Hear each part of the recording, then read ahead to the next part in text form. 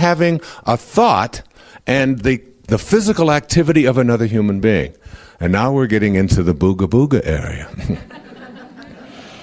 And is there anybody, how many mothers in this room? How many of you are mothers? Is there any one of you who are mothers that haven't had that experience? Is that like you've never had that? Now, there's maybe 30 mothers in the room, and every woman's hand went up and didn't go up when I asked if this was something that they had never heard of. Every mother knows about this, and every father does too. And now we get to even more bizarre kinds of connectors. And that is the connections between your thought and the thought of another human being. That is an awareness, and now we enter into what Jung called synchronicity. And everybody has these experiences of thinking about someone and having them on their mind, and then having the telephone ring, and perhaps you haven't talked to them for 4 or 5 years, and you pick up the phone, it's them, and when that happens, you go, whoa, booga, booga, booga, what's going on here?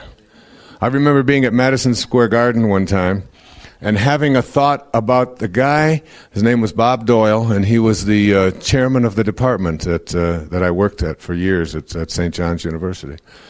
And I was in Madison Square Garden, and I wanted to call him, and it had been 20-some years since I had seen him. So I left the university in 1976 with the publication of Your Erroneous Zones, and this was now 1996, and I was speaking at Madison Square Garden. And I was in the lobby of Madison Square Garden, and I was on a payphone, and I remember he lived in a place called Garden City on Long Island. And I was going through, and I had him on my mind, and I'm going through, and I'm looking up the directory to try to find him, and I turn around, and guess who was standing there? No, it wasn't. It was Jim Schwartz. It was just nothing. And there he was, standing there. And I thought, there's a connection between his presence there and my thought. This is something that is called synchronicity. And Patanjali wrote about it 2,300 years ago. He said, dormant forces come alive, and you can negotiate the presence of these energies when you are able to get a picture of what it is that you would like to attract in your life. And when you can't get that picture out, that is, you have that burning desire, you start cooperating with and collaborating with something that we just call coincidence, don't we? But remember the word coincidence. In mathematics, it's a term that defines angles that coincide. And in mathematics, two angles that coincide are said to be angles that fit together perfectly. And we have taken a term that means something that fits together perfectly and interpret it to mean that is something that fits together and shows up accidentally or in chaos. But actually, anything that is coincidental with something else is a fit that is perfect. And there are no accidents in this universe.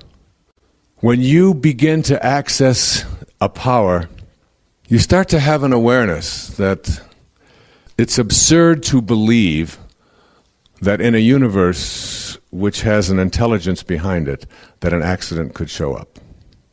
Everything is a part of the perfection of it. Everything. There are no accidents in this universe. You came in when you were supposed to, you'll leave when you're supposed to. The children that came through you or didn't come through you are all part of that perfection. Questioning it, challenging it, all it does is keep you from accessing the ability to manifest and attract into your life what you really would like to have when you begin to question it.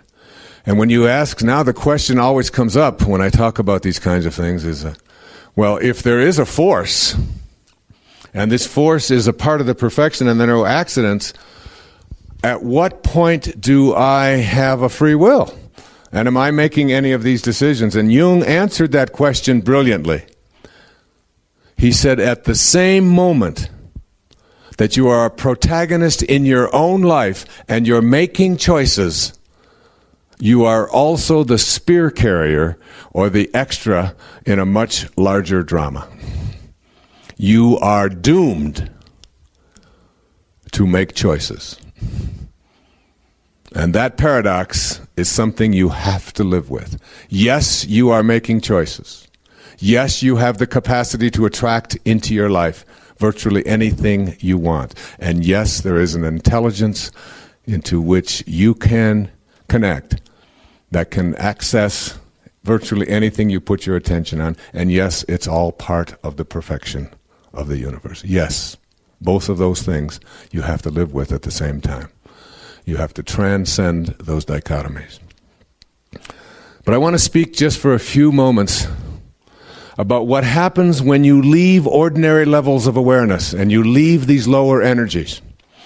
When you leave the energy of the solid, where all of your problems occur, when you leave that and move into this energy of spirit, wherein you only have love to give away, as I spoke about earlier, where your response to sadness is always a higher energy of joy, where your response to doubt is always a higher energy of faith, where your response to hatred is always the higher energy of love.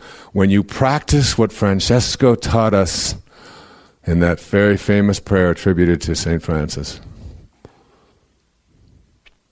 what happens when you reach these higher spiritual energies is that you start to access something in which you can see it coming. And you get outside of yourself, as I just spoke about.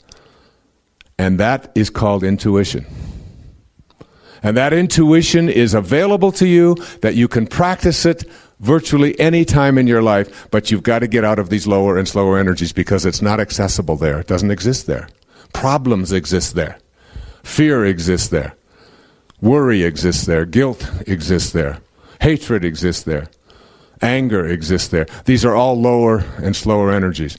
And when you listen to the 10th principle, you'll see that they're not just lower energies, but they weaken us whenever we access them and whenever we use them. But when we get outside of them, we start to get out in front. And now I suggest to you, brazenly, that you don't have to have accidents in your life. That you don't have to be a victim of crime in your life. That you don't have to live in a world of scarcity in your life. You don't have to. If you're willing to take responsibility for whatever acts of crime have come your way without guilt, if you're willing to, and just say, I own them, they're mine, I've attracted it for some reason. If you're willing to say, I have had these various accidents and I've attracted that into my life, I don't understand why, but I know that it's mine. If you're willing to say that I've attracted the wrong people into my life, people who have abused me and victimized me, and I have taught people how I'm willing to be treated, and I'm no longer willing to do that, and so I'm going to send out a different attractor energy. If you're willing just to take responsibility without guilt, I underline it, I don't want any letters, okay? I underline it. You do not deserve any of it. You have not been punished for the things that have happened in your life. You just own them. They're yours, because you can't get past them if you're waiting for something outside of you to change. You get past them by taking responsibility for them. Then what happens is you start seeing an accident coming. And many of you have had that experience. When you are in a higher frequency in your life, and you have an intuitive sense that, I know it's a green light, but I think I better stop. You know, a lot of heads nodding up and down. And something tells you, whatever it might be, something tells you, I better stop and slow down here. And zoom, there goes somebody through a red light, and you stop and you have that feeling that goes through you. Go, what was that? What was that? And you know when you can access that? When you're close to God. When you're in fear, you can't access it. I've told the story of running one time. The next day I had to give a talk to a group of chiropractic physicians about how to avoid having accidents. and I stumbled while I was running, and I went into fat time, where I actually saw myself, because I was sprinting at the time in the last minute or two of my run, and I started tumbling and turning and twisting, and I landed on the pavement, and then my head turned and my arm, and I could feel the scraping taking place, and I could feel the cement and the asphalt on my head, and I came into the house. It was about 7 o'clock in the morning, and I went into the bathroom, and I looked in the mirror, and I was a bloody mess. And I had little stones in my cuts and abrasions and so on. And the next day I was on my way to give a talk to a group of people about not having accidents. And I had all kinds of scabbing had appeared, and there I was standing up in front of all of these people with scabs all over me and blood and bandages on my arms. And I told them that I know exactly when I had the accident. Because while I was running and sprinting in the last moment, I was having a problem with one of my children. And I was very concerned about her. And I was in deep fear that something very devastating was going to happen to her. And I was visualizing something terrible happening to her if she didn't change. And I saw that picture. And while I was in that lower and slower energy of fear and worry and anguish, I stumbled and I fell. And I attracted into my life the very thing that I was most afraid of. It's called the Job effect. And I could pinpoint exactly what I was thinking when that accident occurred. And I can think of other moments when I've been in moments of peace. There was a time when I was driving on my way down to Florida one time. And again, my little girl Tracy and her mother, Tracy and her cousin Kathy were in the back seat of the car, and my wife was driving. And I was sound asleep, and I was in a very beautiful dreams. We were in a Dodge Dart, lime green. It was a bad energy just to be there in that thing. And I was sound asleep, and out of this deep sleep, and it was a very peaceful sleep, something woke me up. And I woke up and I looked up, and I'm much taller than my wife was, and she was driving, and she couldn't see above the car in front of her, but there was a car passing on the wrong side of the road coming directly at her. The car in front of us swerved to avoid it, and here was a car coming directly at us that she hadn't seen before. And I just out of this sleep reached up, grabbed the wheel, and turned us off onto the side of the road. And the car went past. There was a driver sound asleep, and I hit the horn at the same moment. And that was 30-some years ago. And all of the work that I had to do, and all of the books that I had, and all of the purpose that I had for showing up here, the mission that was a part of my life, was not about to be undone by somebody falling asleep at the wheel. It just wasn't time. And there was something that was accessed. That's called intuition. You begin to sense there's trouble ahead.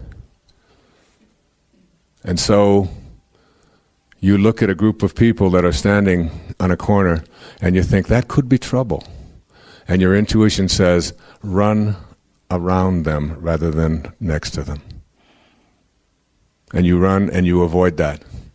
And something tells you when you're walking out of a parking lot, there's some intuitive sense that says, I think I should have somebody accompany me when I'm doing this. And you listen to that intuition. Sometimes it isn't there and it's not necessary. When it's there, you pay attention. You begin. Synchronicity isn't any more confusing than the thought that exists between a mother and her baby.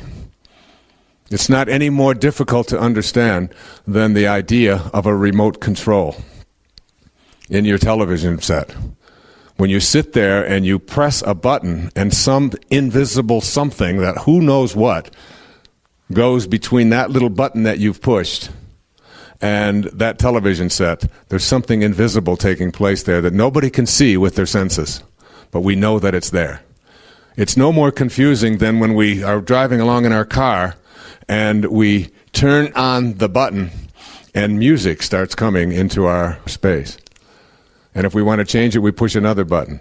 And we can't see those energies, we can't see those connectors, but there is a connector that exists between pushing that button. The thought, I'll push that button. Now there's two connectors.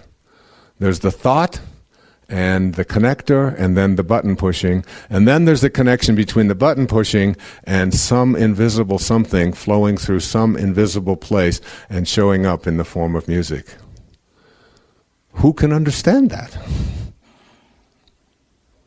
And when we then have these synchronistic events in which we access our intuition, and what I'm suggesting is that when you reach these higher frequencies, intuition, insight, creativity, all of these things become negotiable.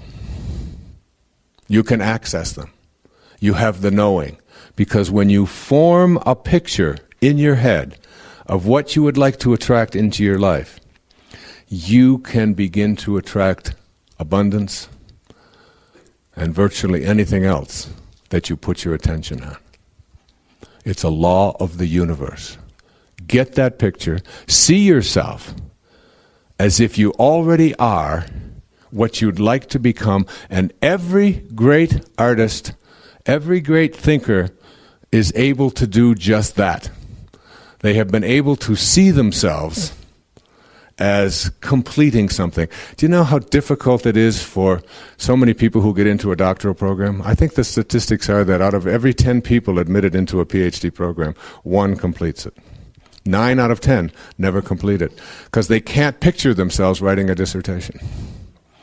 They can get through the coursework and they can do all of that, but when it comes down to sitting down and doing the research and writing and going through all of what they call, till you get to the very end, I'll never forget the day, they call it your orals. That when you finally defend your dissertation orally, and you're finally a doctor, and I always think that's after 3 years of anals, all right? Because they seem to be sticking it to you for 3 years. But the reason that I knew when I entered the doctoral program and was told that 9 out of 10 don't complete it, I already saw myself as having my doctorate. And I just knew that that was something that I had to do. And I suggest that there are people right in here, there are physicians in here, who probably entered medical school. There's a lady right here in the front who entered medical school. How many women who enter medical school complete the entire process and become medical doctors and have a practice? It's getting higher, but the statistics are against you as you enter something like that. But if you see yourself as having a practice, you see yourself as a healer, you see yourself as someone who is capable of becoming a doctor, or anything else in your life, if you see it and get that picture, and I can't tell you, I try to teach this to my children. My daughter who wants to sing, I just said, sing. See yourself as a singer. Get that picture, and no matter what comes your way, don't ever let anybody ever tell you that it won't happen. You can let them tell you, and all you have to do is use that as a way to step into the gap and then out of the gap, over here into the world of spirit, and bring that energy of knowing, that energy of insight, that energy of intuition. Are you listening, Jennifer? Because if you have that picture, there's nothing that can stop you. And you don't evaluate whether or not you are successful on the basis of whether people buy your CDs. That's the biggest mistake you could make. Or whether people read your books. Or whether people want to come and hear your lectures or buy your tapes. You don't do it that way. You evaluate whether or not you are a success by being one of those people who's on the road that's hardly ever crowded and enjoying everything that they do because they're seeing themselves as someone who couldn't be any place else. And you no longer find enlightenment through suffering. You no longer find enlightenment through having an awareness in the moment of what it is that you need to do to learn the lesson that's happening for you right now. You are now a person who's out in front of yourself, and you see it coming. And that makes you a master who lives coincidences, not in the sense of them being accidents, but having a perfect fit. John, how's your breath? Do you ever do any speaking, John? At times. You do very well. You've got a very nice command, and John's going to give us a little trumpet demonstration.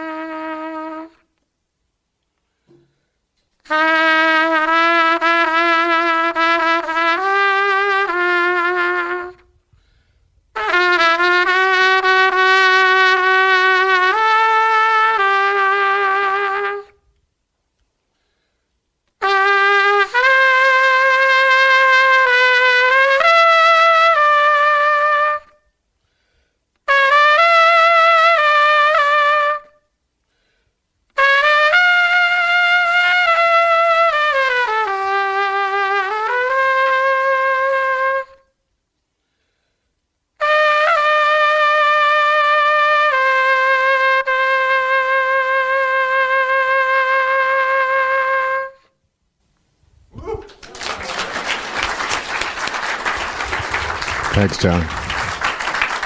Thanks. Remember, what you heard is from someone who isn't supposed to have lung capacity and isn't supposed to be able to do those things. But you get that picture, as John said more eloquently than I, as he came up here, because he's lived it. That when you get that picture and you treat yourself as if you already were what you'd like to become, you access whatever it is that you have a picture. It's the law that has to work. My question relates to when you're dealing about the concept of synchronicity and getting out ahead of it and being open and intuitiveness, how does something as mundane as planning fit into that concept? Right. No, that's an excellent notion. It's part of the duality that I was speaking about when I quoted Jung and about you're doomed to make choices. I think it was Spinoza once said that life is what happens to you while you're making other plans. And I remember Marianne Williamson once saying that God's plan works, yours doesn't. And all you have to do is get in sort of collaboration with God's plan, so that you do your planning and you set your goals and you do the things that are all seem important to you. But the key word is detachment. That's what I talked about in one of the earlier principles. It's always detachment, that you are not attached to the outcome.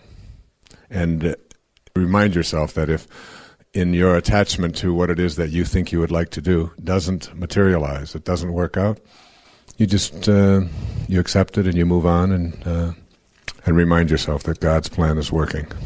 You know. Yes.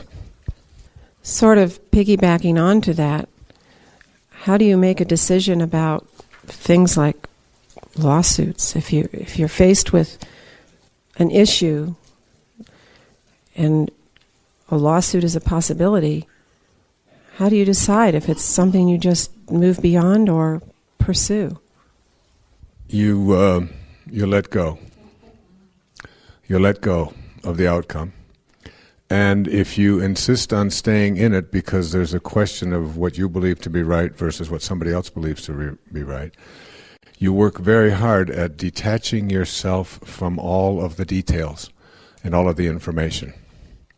In other words, you hire a very competent person who incarnated here to do those kinds of things, a lawyer, whatever. And you tell them that I don't want to hear any information that will weaken me, that will make me unhappy, that will bring me anger, that will bring me fear or whatever. You just keep all of that from me. Your job is to deal with this and to go after what it is that you believe, to fulfill whatever it is, wishes you have. But you detach yourself from all of that. You go through your days being in a state of peace. And you tell him when he calls you, you only give me information that will strengthen me. I don't want anything that will weaken me. And you can do that. It's really quite simple. Yeah, there always will be some kinds of conflicts that will arise that you won't have agreement with someone else. But that's no cause for being depressed, miserable, unhappy, fearful, anxious, stressful. You just don't have to go there in your life. And I have lots of practice at that in my life. And I get better at it as I remind myself that I don't have to be attached to any of that. And when I have had some disputes that involved legal issues, I have told my attorney just exactly what I'm telling you now. I do not want you to call me with details that are going to be upsetting. Whatever it is, even if it's going to cost me money, write the check and keep me out of it. You go through your life and you don't have to have all of that. Any other thoughts or ideas? Yes? Based on what you were saying yesterday, does that mean you try to love the person you're suing at the same time?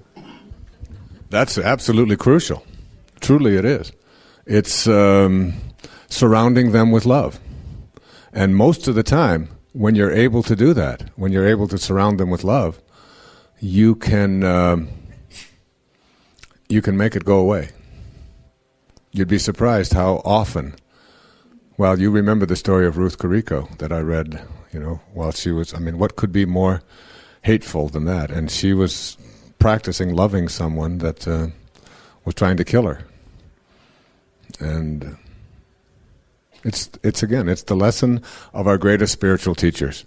If we want to call ourselves people who are devotees of the greatest spiritual teachers who ever walked among us, we have to practice what it is that their lives were and what they were teaching us. Okay. This ninth principle I call treasure your divinity. I'd like to open this with an observation from an essay written in 1841 by Ralph Waldo Emerson. The essay was called Self-Reliance. Probably the most important, certainly the most recognized essay that Emerson wrote. He said, a man should learn to detect and watch that gleam of light which flashes across his mind from within, more than the luster of the firmament of bards and sages. Yet he dismisses without notice his thought, because it is his. In every work of genius, we recognize our own rejected thoughts. They come back to us with a certain alienated majesty. What he is saying here is that we shouldn't be paying so much attention to the bards and sages and all that has been written. but indeed that we should look within at our own thought and not reject it just because it's our own. Valerie Hunt spoke about this in The Infinite Mind. And she said the thing that is the most troubling for most people is not only that they don't treasure their own divinity, but they're terrified of it. Because they have been raised to believe that that which is divine is separate from who we are. That God, or spirit, or whatever it is that we want to call this force, is something that is outside of us. It is often something that we pray to. And we ask in our prayers for this being. Usually it's a male. Usually it's a white male, a white dead male that is circulating around in heaven someplace. And it's like this huge slot machine in the sky. And we ask of this white dead male in the sky to provide for us the things that we are asking for, and we pull a lever, and hopefully we'll get more than one or two cherries. And that has become sort of this accepted idea of what it is that is divine, that divinity is external to ourself. You know, in the Course in Miracles, they use the word problem twice. In the first case, they say you don't have any problems, though you think you have. And I've addressed that already. And I wrote an entire book about it called The Spiritual Solution to Every Problem. The second place that they mention the word problem is where they said, if you do have any problems, you only have one. And your problem is your belief that you are separate from God. Your belief that you are separate from God.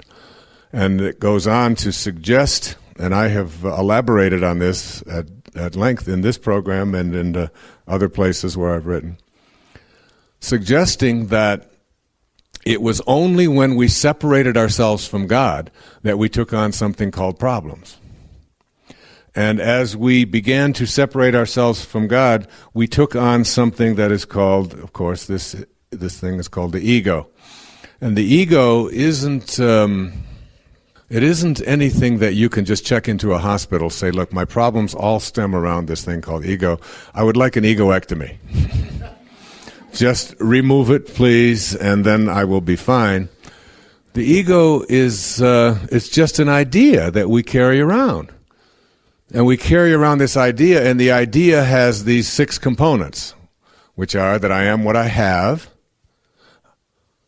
I am what I do, I am my reputation, I am separate from you, I am separate from what I would like to attract into my life, and I am separate from God. Those are the 6 components. And we carry around this idea of being separate, and I am my stuff, and my achievements, my acquisitions, and all that I've accomplished and what others think of me. And when we took this on, we separated ourselves from our divinity, which we can never be separate from except in our minds. And in our minds, we began to use our minds in such a way that we created all of these things that we now come to call problems, and many suggest that we even call diseases. That our diseases that we experience in the world come about as a result of the way that we think. We know that our thoughts can create diseases. We know that we can raise our blood pressure by the way that we think. Certainly we know that an ulcer has something to do with the way that we process events in the world, that this physical thing that shows up in our body is related to the kinds of ways that we stressfully process our life. So that, who knows, heart disease, cancers, arthritis, cystic fibrosis, whatever it might be, collectively have something to do with the fact that as a species, we have separated ourselves from the perfection into which we were created. And balancing and energy medicine is going to be a way of rebalancing ourselves so that we can learn to live in harmony with these things that are now destroying us. It's a possibility. It's a potential. It's just having a mind that's open to that possibility. But the other things that we have done when we took on this thing called an ego, we have found a way to process virtually everything in terms of our form, our flesh, our spirit. We have left out of the equation.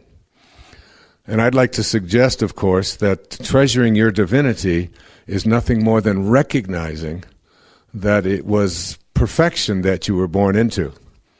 One of the other observations that was made by the Transcendentalists is expressed by Emerson. He said the Transcendentalists believed that a perfect God would not create imperfection.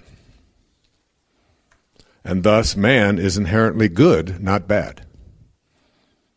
But we haven't been really raised that way. And further, they believed that they were armed at birth with God-given tools, such as a conscience, to help us to attain the divinity they believed Christ, in the example of his life, promised us.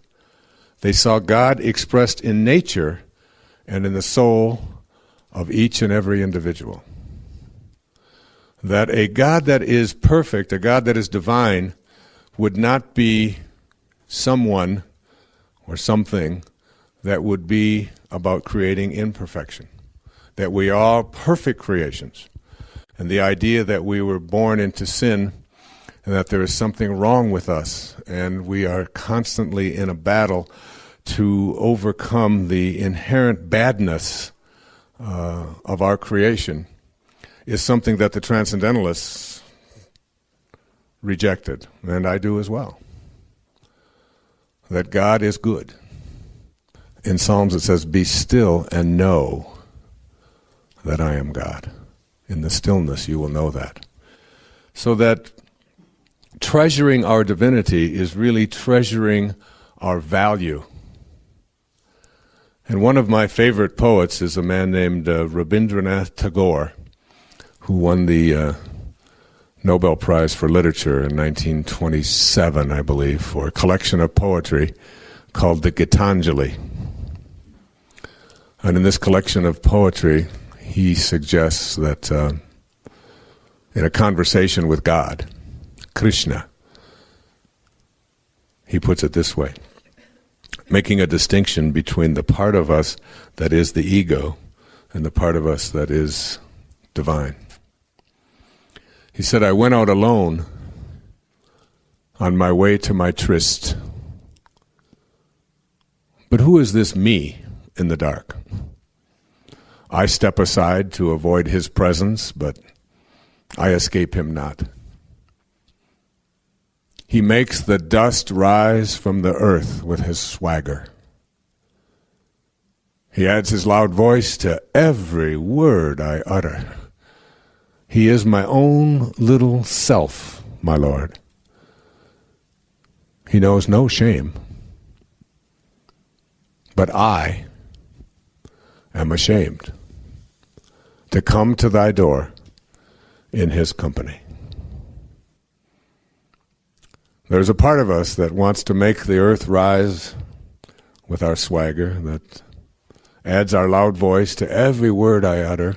There's a part of us that wants to be right, that wants to make everybody else wrong, that wants to judge others, that wants to believe that I am superior to others on the basis of how much stuff I have, or how much education I have, or what religion I happen to practice, or where I happen to live, on which side of the boundaries.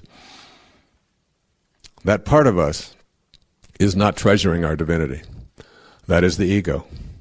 And while I don't think that it's very possible for most of us to ever completely get rid of this ego, as long as we're incarnated into a human form, I do believe that it is possible for us to tame it and to make it less of a dominant force in our lives by no longer having such an important role placed on being right and making other people wrong. One of the ways to begin to work at treasuring your divinity is to practice being kind rather than being right in as many occasions as you possibly can. And you'll have lots of opportunities to do this on a daily basis.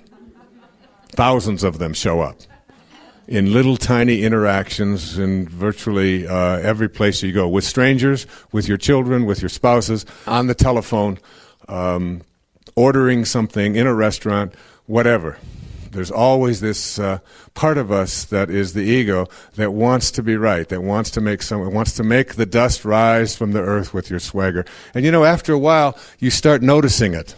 You start observing it. As your own ego becomes less and less of a dominant force in your life, you start to notice how much other people's ego is playing such a role, how much strutting there is, how much posturing there is, how much bragging takes place. You can see it in body language. You can see it in the way that people deal with each other. You can see it in lines at the grocery store. You can see it when you're trying to get your ticket straightened out at the airport, whatever it might be. There's this placing somebody else in a position of inferiority, and you are here to do this for me, and I'm more important than. And it isn't said that way, but it's sort of communicated. And you think to yourself that all of these people, I do it all the time, all of these people are nothing more than me in an earlier time in my life. That this is the way I was. I see it in my past relationships. I see it in the way that I dealt with my children years ago and the way that I deal with them now. I see it in noticing that it's easier now for me to be kind and to suspend being right. And I'm right almost all the time. But I no longer need to point it out, except for right now, of course. But the idea that even if you know that when you're talking to someone that they're completely wrong, if you can suspend the need to point it out and instead just say something kind back in response. If you can just practice doing that wherever you are, those are points towards treasuring your divinity.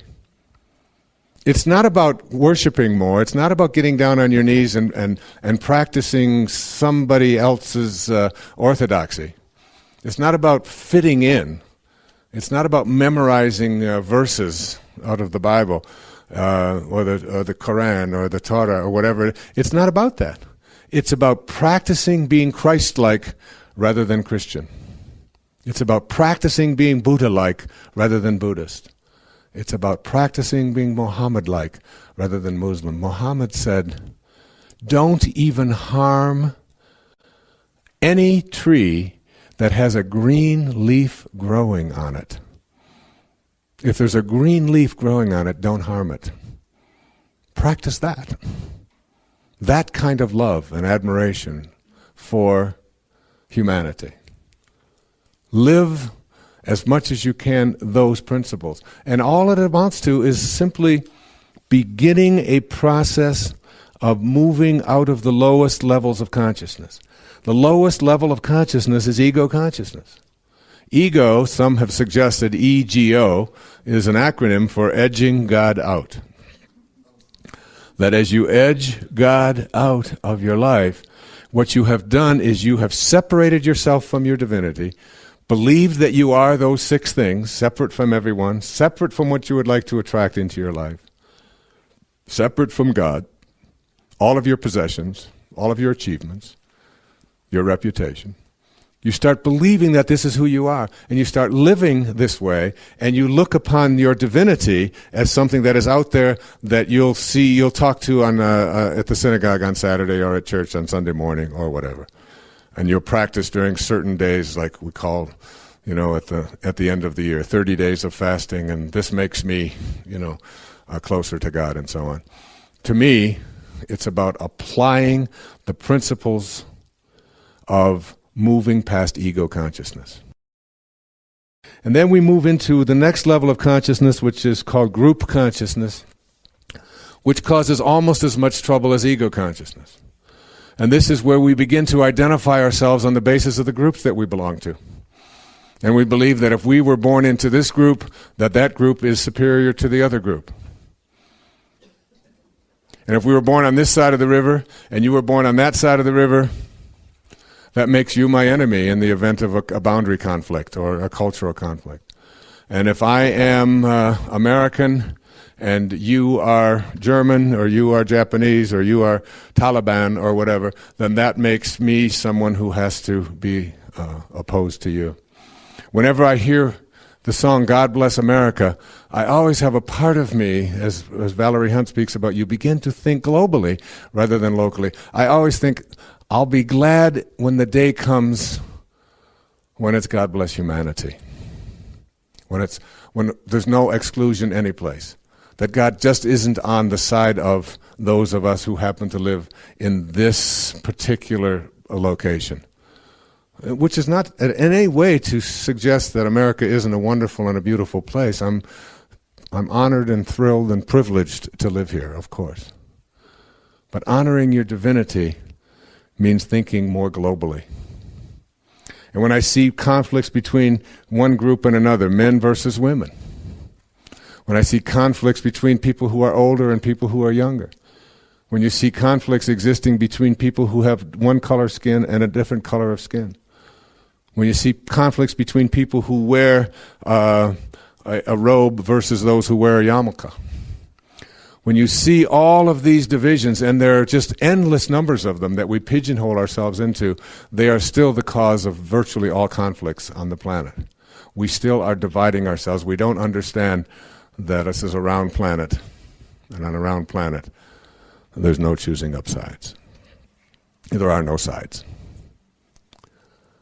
So the third level of consciousness in which you begin to treasure your divinity is the level of unity consciousness, mystical consciousness, God consciousness. This is the level at which you begin to see that we and everyone is connected to everyone else. Let me share something with you from Power versus Force. Pain exists to promote evolution. Its cumulative effect finally forces us in a new direction.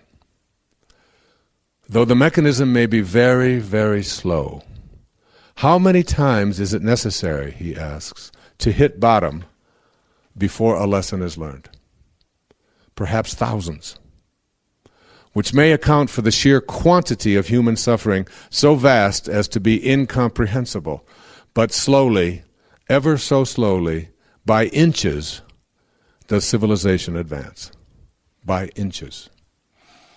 And as many times as I was interviewed on TV after the events of the 11th of September 2001, when people ask me about my view of humanity and do these kinds of things suggest that we are moving backward or forward, my suggestion is always that we are moving forward.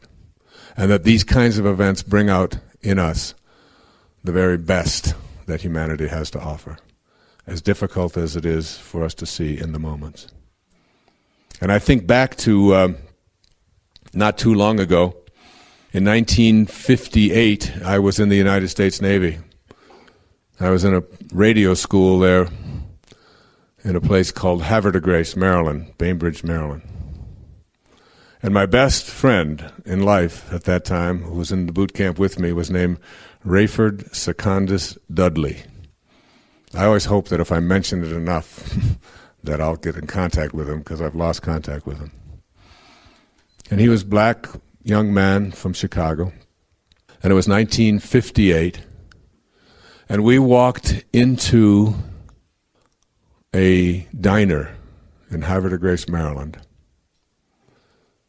at 1 o'clock in the morning, and we were both in the uniform of the United States Navy. And they wouldn't serve us because he was black. In 1958. And I walked out of there in shock that a man who was serving his country and in the service could be denied to have an omelet with me. And we both, of course, walked out. And I think back to 1958, and now it's 40 or so, 45, hard to imagine, years have passed. And that kind of thing is impossible in this country today. It just doesn't happen. inch by inch, slowly. There was a term that was being tossed about called ethnic cleansing in the Balkans, in Kosovo, and in all of the places like Herzegovina, and all of those places that became so popular in our geographic consciousness. Bosnia, places we hadn't heard of. And there was a man named Milosevic who was accused of attempting to rid the planet of a certain ethnic group. And the world's outrage became very apparent. And there was a coalition like none we had ever seen before formed from people all over the world, through the United Nations and through NATO, and even through the Far East. And this was brought to a halt before it could get too far out of hand. And I think back to the Holocaust, just 40 or 50 years before that, when I was a little boy, when ethnic cleansing was something that the world turned its face away from, so they didn't have to look at it. When we knew it was going on, there was not a big secret. Inch by inch, slowly, mankind moves toward a higher level of consciousness. I remember in the 1960s when we were exploding nuclear devices in the United States, underground and even above ground, remember? 200 and some of these things that we're just going to take a 50 megaton bomb, put it underneath the ground, and explode it, and it won't have any impact on anything underneath the ground. 50 megaton bombs. These are bombs that would make Hiroshima and Nagasaki, look like firecrackers. They use these kind of bombs, those kind of Nagasaki bombs, as fuses now on the kind of bombs that they've created for mega death. And then 30 or 40 years go by and we move more slowly, ever so slowly, away from nuclear proliferation until we get to a place in our consciousness where the outrage of even having these weapons existing becomes the focus of most of our attention politically. And disarming is much more important, and what we're going to do with them and how can we destroy them and so on. And then France decides in the South Pacific that they are going to explode an underground nuclear device. And the whole world's outrage becomes apparent. And there's a boycott of everything French. No French wine if you do this. No more French bread, French pastries. Outlawing French kissing. It's gone. We can't have that. And the world became very upset and forced us to look at inch by inch how we are growing rather than going backwards. And there are many, many more examples. One of my favorite is getting on an airplane out in Wyoming, and a woman's voice came over the PA and announced that she was the pilot and that she was flying us to our destination. And a man was walking through the aisles asking if we wanted coffee, tea, or milk. And I thought, now there's an example of transformation. And when I graduated from high school, the number of women that were admitted to law school and medical school was somewhere around 1 or 2%. And now it's somewhere around 50%. Slowly, inch by inch.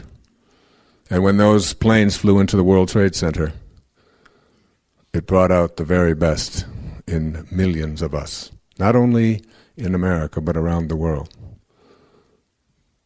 And I believe what Hawkins is speaking about, that we have to treasure our divinity by remembering that our basic inherent goodness is what is in there. He says, that which is injurious loses its capacity to harm when it is brought into the light. And now nothing need remain hidden.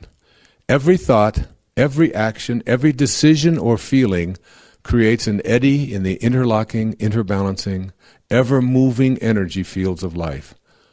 leaving a permanent record for all of mankind and all time.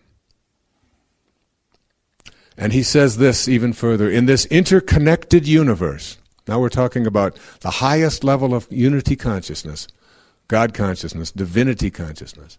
In this interconnected universe, every improvement we make in our private world improves the world at large for everyone else.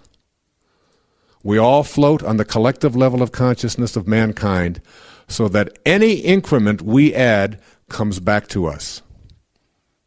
And simple kindness to oneself and all that lives is the most powerful, transformational force of all. It produces no backlash, has no downside, and never leads to loss or despair. Every thought is in a permanent record of all of mankind. And ever so slowly, we move.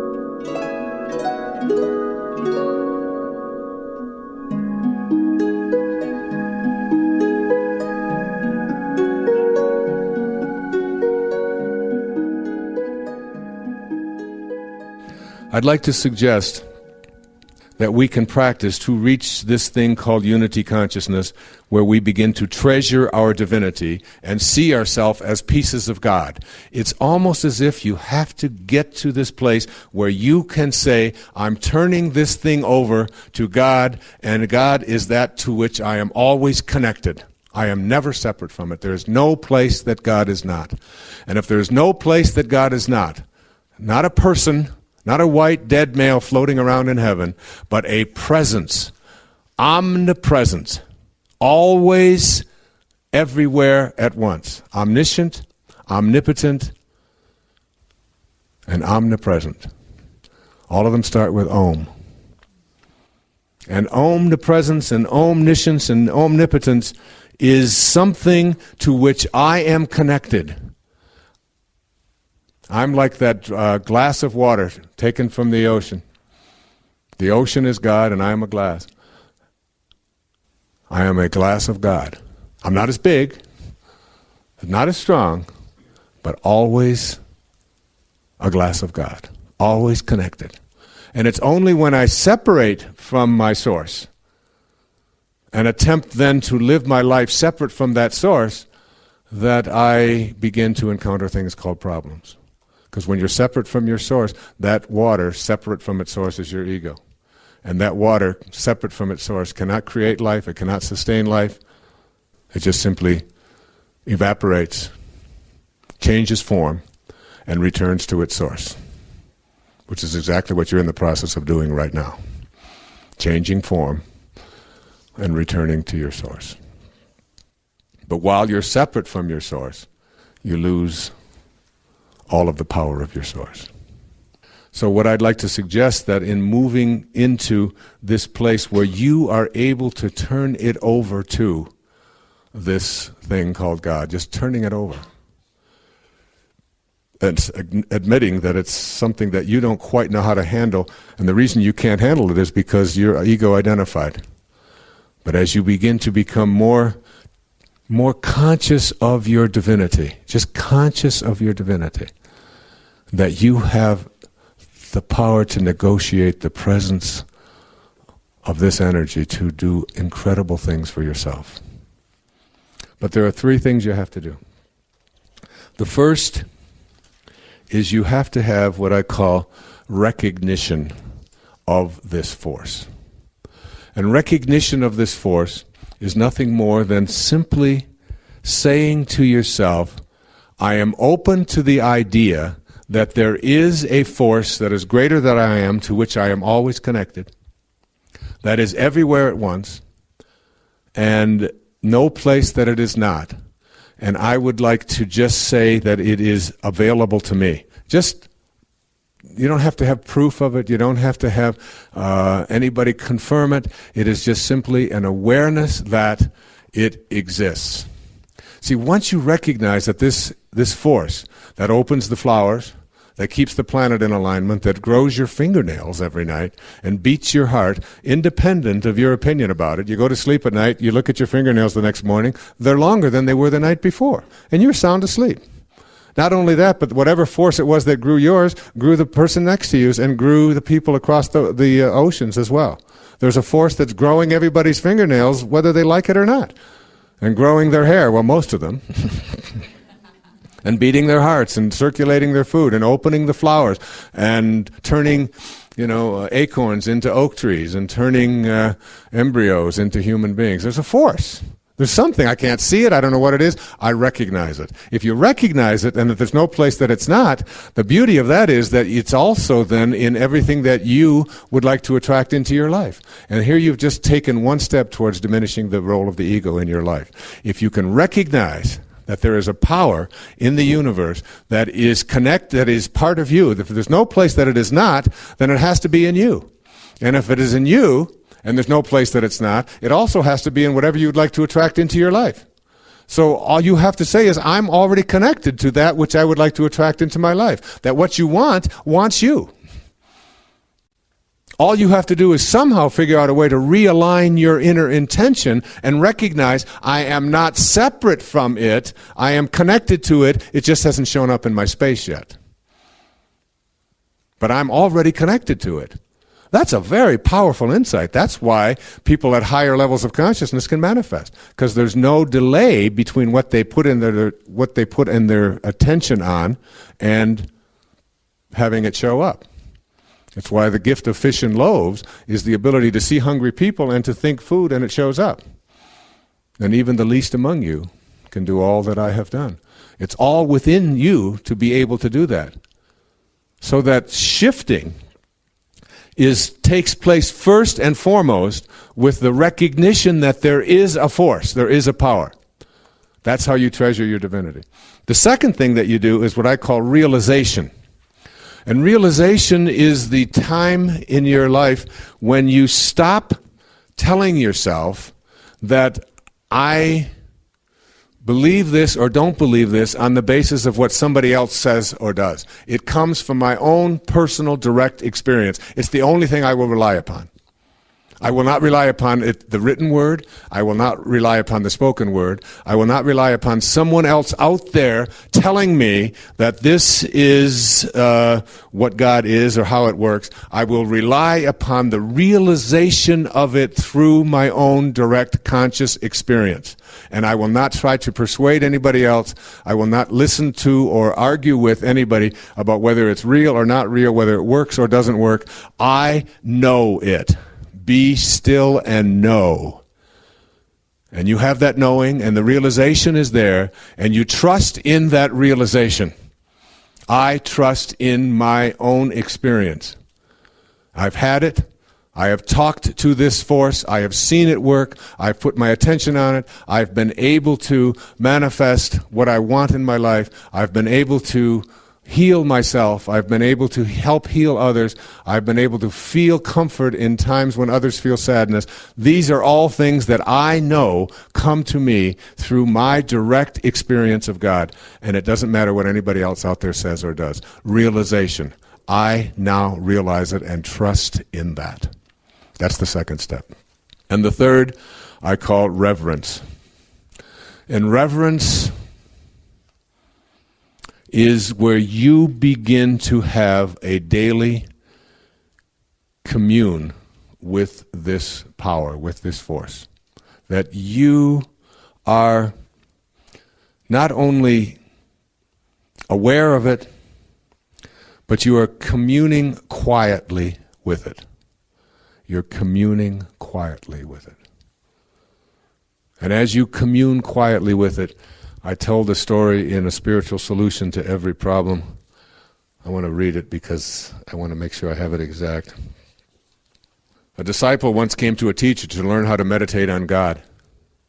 The teacher gave him instructions, but the disciple soon returned and said that he could not carry them out. Every time he tried to meditate, he found himself thinking about his pet buffalo. Well then, said the teacher, you meditate on that buffalo that you're so fond of. The disciple shut himself up in a room and began to concentrate on the buffalo. After some days, the teacher knocked at his door and the disciple answered, Sir, I'm sorry, I can't come out to greet you. This door is too small. My horns will be in the way. Then the teacher smiled and said, Splendid. You have become identified with the object of your concentration. Now fix that same concentration upon God, and you will easily succeed. Use that as a metaphor for reverence.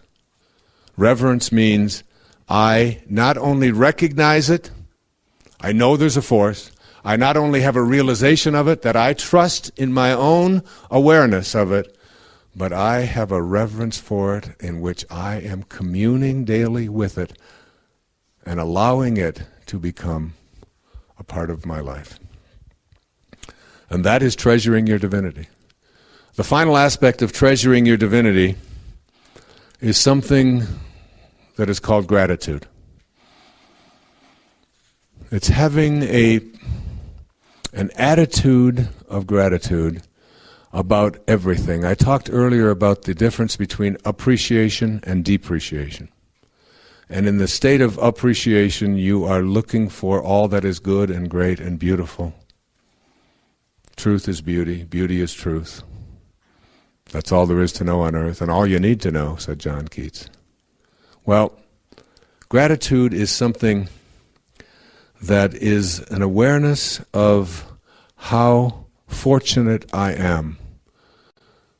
I can't tell you that when I was in that cardiac ward, wondering what was going to happen when I went into that cath lab, what they were going to see and what I was going to face, whether they're going to crack open my chest and do bypasses, or whether I was going to have a simple little procedure and move on with it. I can't tell you how grateful I was for the endless number of people who were there to serve me.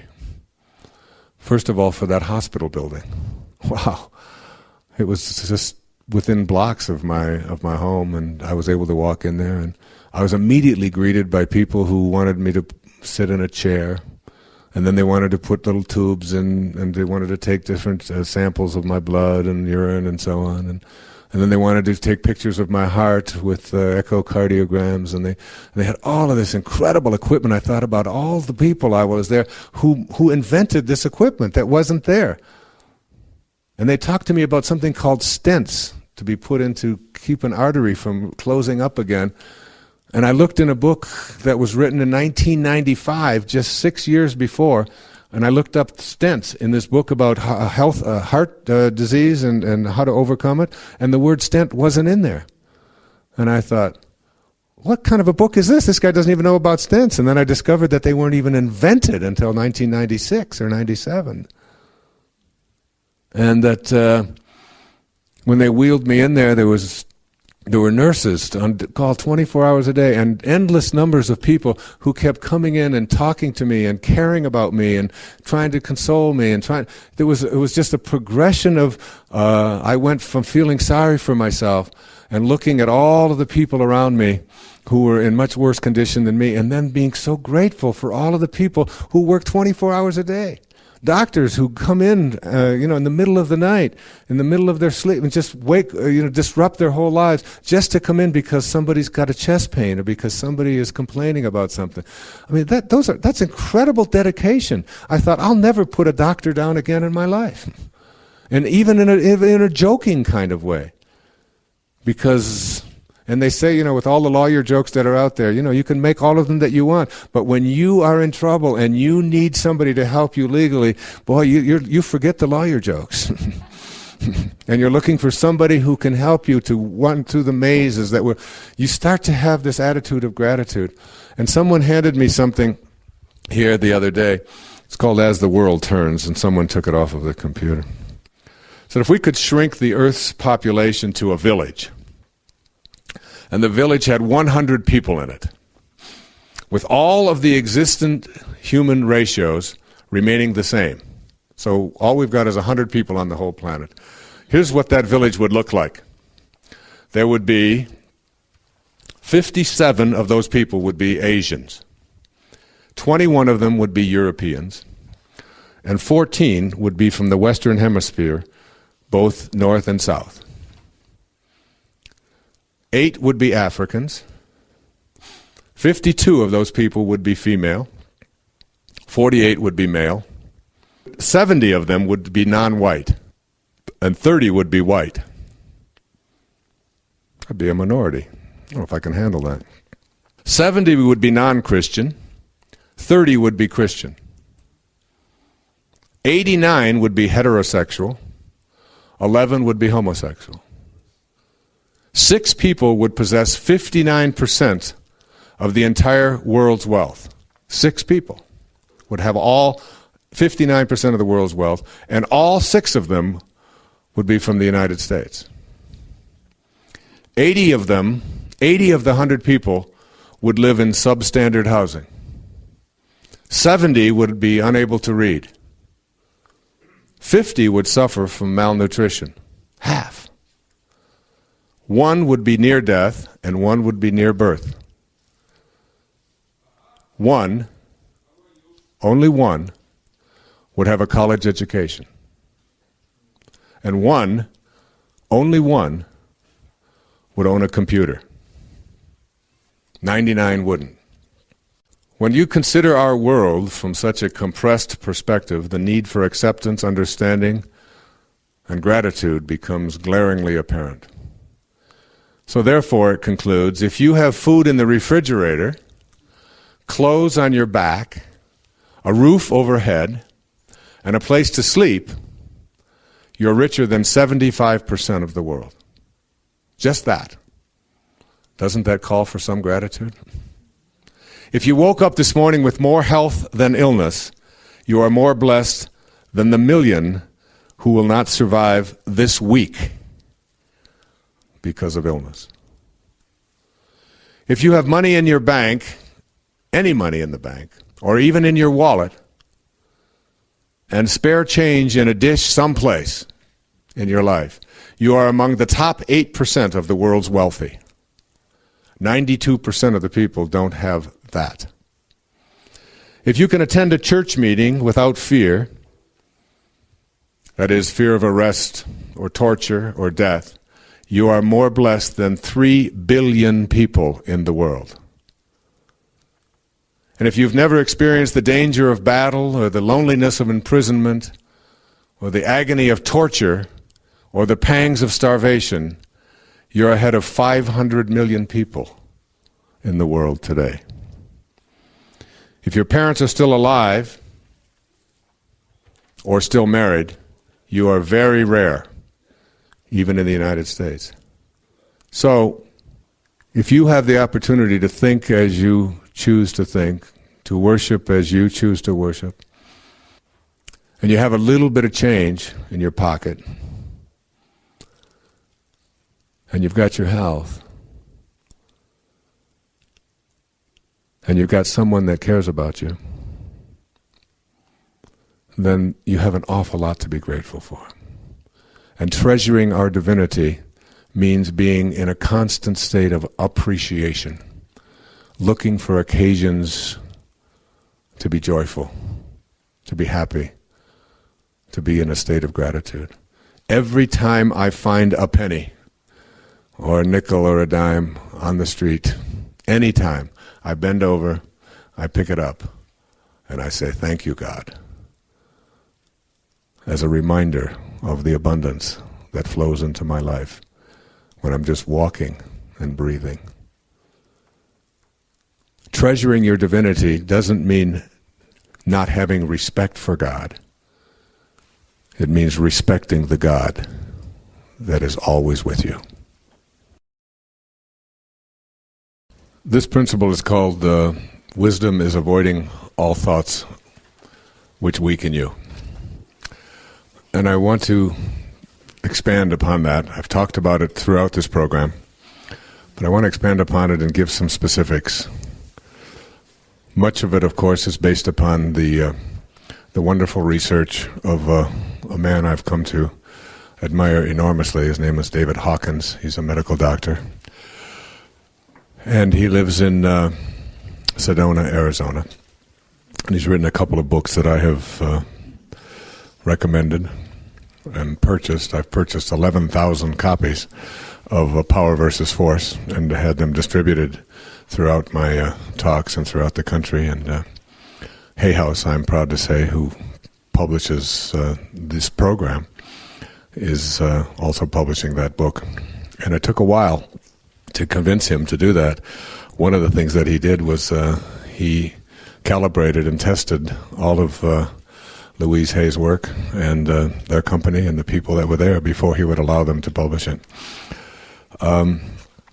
He's also written another book, which is much more in-depth.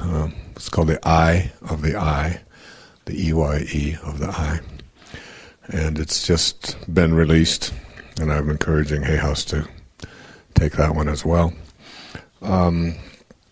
Subtitle of that is The Eye of the Eye, from which nothing is hidden. And I would like to share my understanding of some of this and apply my own thoughts to it, giving always credit and tribute where it belongs to someone who has spent a good part of his professional life in creating what he calls a map of consciousness. Every thought that we have has an energy component to it. As I talked about earlier, nothing happens until something moves. Everything in the universe is energy. Everything. There are no exceptions. And energy isn't good and bad and right and wrong and moral and immoral. Energy is just high and low, fast and slow.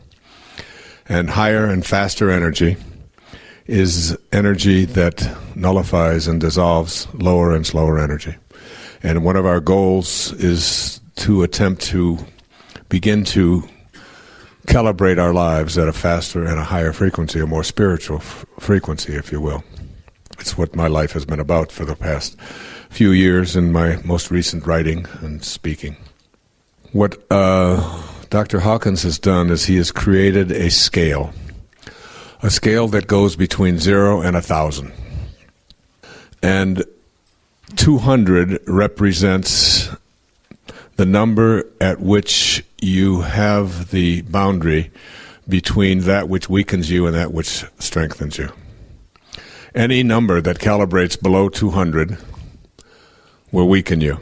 Any number that calibrates above 200 will strengthen you. And the distinction between 200 below and 200 above is this: that below 200, you cannot distinguish between truth and a falsehood. And above 200, you can distinguish between truth and a falsehood.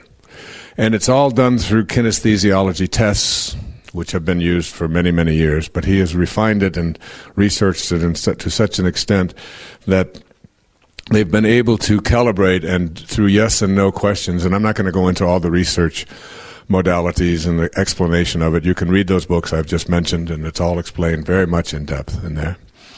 But the suggestion I'm offering here, just for you to have a mind that is open to something new and not attached, is that there is a credible amount of research behind this. And by and large, it's done through yes and no questions and a muscle testing response, in which has been discovered that the body does not react to falsehood. It will not make you strong, rather. So that anything that is a lie of any kind, your muscles automatically will respond to weaken you. So that if you hold your arm out and someone pushes down on your arm, and you are asked a question that has a falsehood as a basis, that you will always go weak. That the body itself doesn't know how to react to falsehood. It can only react to truth. It's such is the calibration of the human body and the muscles in the human species. But that many, many people over the centuries have been convinced about something called a lie, or something that just is a falsehood, it doesn't have any ring of truth to it. And that up until about 1985 or so, all of humanity totally calibrated at below 200.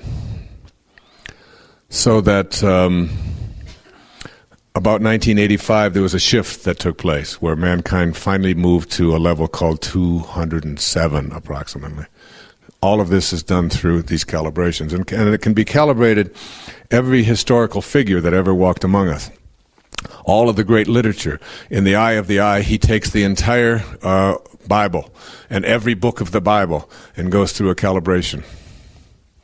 The Old Testament calibrates at somewhere around 450, which is a very, very high calibration.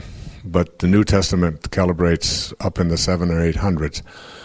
And as he says in there, if Jesus came here to teach us the Old Testament, there would have been no reason for him to come. The levels above 200 progress up to 1,000, not in a sense of everything being equal. From 200 is the same as to 250, and then 250 is another 50 to 300, and so on. When you get above 600 or so, you're talking about a handful of people on the entire planet. And when you get to 1,000, which is the highest calibrated frequency that any human being who's ever walked among us, based upon what their life was, what they had to say, and even the energy from their work, the highest calibrated human being who ever walked among us was Jesus Christ. Some 2,000 years ago, it's calibrated at 1,000. And it's the only one who ever calibrated at that level in the history of humanity. And only one or two were were between 970 and 1,000. And what they are in the various books of the Bible and so on, all of that, if you want to look at it, and if you're interested in this kind of research, read The Eye of the Eye, and you'll see how it is all detailed quite specifically. Let me go through this map of consciousness, because basically one of the things that he observes is this. All of the great teachers throughout the history of our species have merely taught one thing over and over, in whatever language or whatever time. All have said very simply, give up weak attractors for strong attractors. Period. Give up weak attractors for strong attractors. And he says individuals of great power throughout human history have been those who have totally aligned themselves with powerful attractors. Again and again they have stated that the power they manifested was not of themselves. Each has attributed the source of the power to something greater than himself. All of the greatest teachers. That there is a power. And the division between power and force, if you look at the cover of the book, power is in white, a higher energy, and force is in dark, a lower energy. And what I'd like to do here is first kind of give you an idea of what the lowest attractors are. That if I were to do a demonstration, and I've done it many times, in fact I did it on a set of tapes produced by Hay House called There's a Spiritual Solution to Every Problem. And if you want to listen to those, you'll hear on one of the tapes and also on the PBS specials, on the videos, I do an actual demonstration of it on the video, bringing a woman out of the audience and having her think and change her thoughts, from thoughts that weaken to thoughts that strengthen. And you can see the amazement on her face as she would go from being strong to being weak to being weak to being strong, based upon whatever image I would ask her to have in her mind. More intriguing than that, though, is the idea that even photographs have energy, and even books, as I've talked about here in this program. And they've actually done studies where they'll take a photograph of someone who represents high spiritual principles, a Mother Teresa, a Jesus Christ, a Ramana Maharshi, a whomever. And they'll also take a photograph of that which represents very low and weakening energies, a Charles Manson, an Osama bin Laden, an Adolf Hitler, people who have represented evil to the eyes of many people. And they will have, people will not know what photograph that they are holding next to them, next to their chest, next to their heart. And the photograph of the person who represents higher spiritual values above 200 will allow them to stay strong, whereas the photograph of that which represents lower and slower energies will weaken them. And they have done it with all kinds of things. One of the more intriguing things I saw him do was with an apple. And they took an apple that was sprayed with pesticide and one that wasn't. And the person who was having the experiment done on them didn't know one from the other because they both looked identical. And the apple that was organic and pure allowed them to stay strong, whereas the apple that had pesticides on them made them go weak.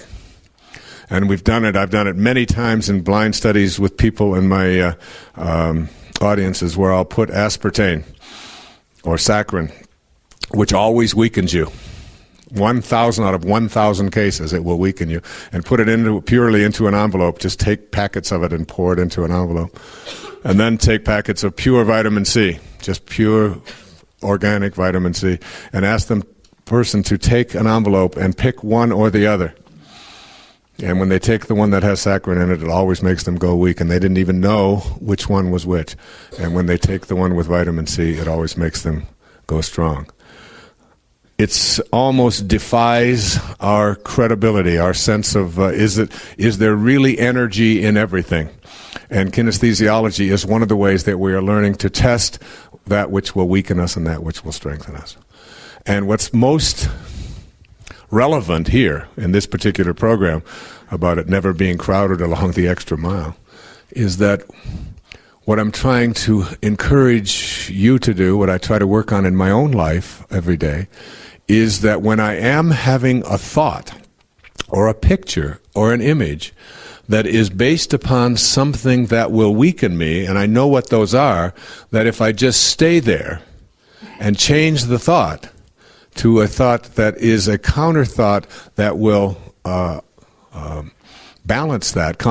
that, that I not only make myself feel better, but I am no longer having an energy that is going to weaken me. And remember, the heart is a muscle. And the body is surrounded, all of the organs of the body are surrounded by all of these muscles, all of which go weak when you use certain thoughts, or have certain pictures, or put certain substances into your body. Alcohol, drugs, tobacco, things like this, will make people go dramatically weak, almost instantaneously. And he gives all kinds of examples of how and why that works. So this map of consciousness basically goes like this. So when we're talking about 0 to 1,000, remember, once you get above 600, as a matter of fact, here's one of the statements that he made that really set me thinking. He said that when someone calibrates above 600, which on the map of consciousness represents the life view of, God view of all being, a life view of perfection, a level of peace, the emotion of bliss, and the process of illumination. The highest, almost the highest level, because between 700 and 1,000, there's so few people who've ever been there that it's all lumped into one category. That anybody who calibrates above 600, that is one of those St. Francis type people who, whenever they encounter anything, they always have nothing to send but love, that I've been talking about throughout this program. That everyone who encounters someone who calibrates above 600 and enters their energy field is automatically healed. Such is the energy that they radiate. And Mother Teresa, according to Hawkins, calibrated at 700, one of a handful of people on the planet at that time. And I remember her walking into a room and everybody in the room changing, the energy of the entire room changing. But he said, if you stay in the energy field of someone who calibrates and radiates at this level of consciousness that all of us are capable of achieving, that everyone that you encounter, every living species, will automatically be healed just by being in the presence of that. And most of us know that there are people that we feel better around than others, don't you? You have a sense that sometimes when someone walks in the room or someone gets close to you, sometimes their energy is so bad, and it isn't because they have body odor, it isn't because their teeth are crooked or because they've got bad breath or whatever.